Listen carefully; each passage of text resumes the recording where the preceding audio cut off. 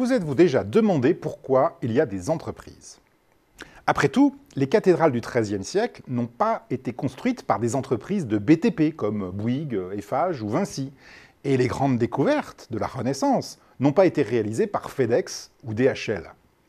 Avant qu'apparaissent les entreprises, l'économie a reposé sur des collectifs d'individus réunis en mode projet sur des contrats ponctuels, le temps d'un chantier ou d'une expédition. Tout cela a changé avec la révolution industrielle.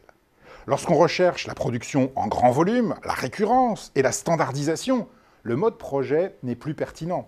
Devoir constamment trouver des ressources et des compétences devient rapidement trop coûteux. Ce qu'on appelle les coûts de transaction deviennent excessifs.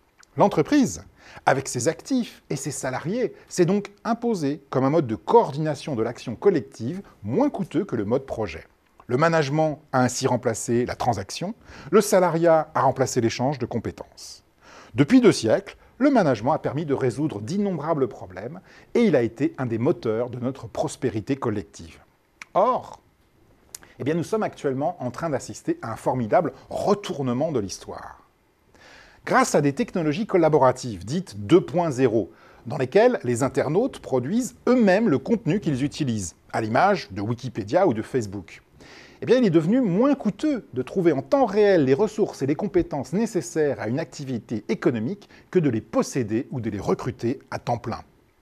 On trouve ainsi des sites 2.0 spécialisés dans la résolution de problèmes, dans la prédiction de tendances, dans l'innovation ou dans le financement participatif.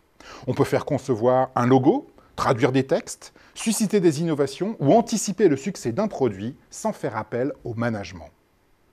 Au total, ce sont certaines des fonctions historiques du management qui se trouvent concurrencées par des approches significativement moins coûteuses. Le management est une technologie qui s'est révélée efficace et efficiente à un moment donné de l'histoire économique, lorsque le volume l'emportait sur la réactivité. Mais il est sur le point d'être démodé. Or, si le management devient le management 2.0, les tâches des managers devront significativement évoluer. Plutôt que planificateur, organisateur, coordinateur, décideur ou contrôleur, vous devrez être animateur, modérateur, architecte, arbitre ou éducateur.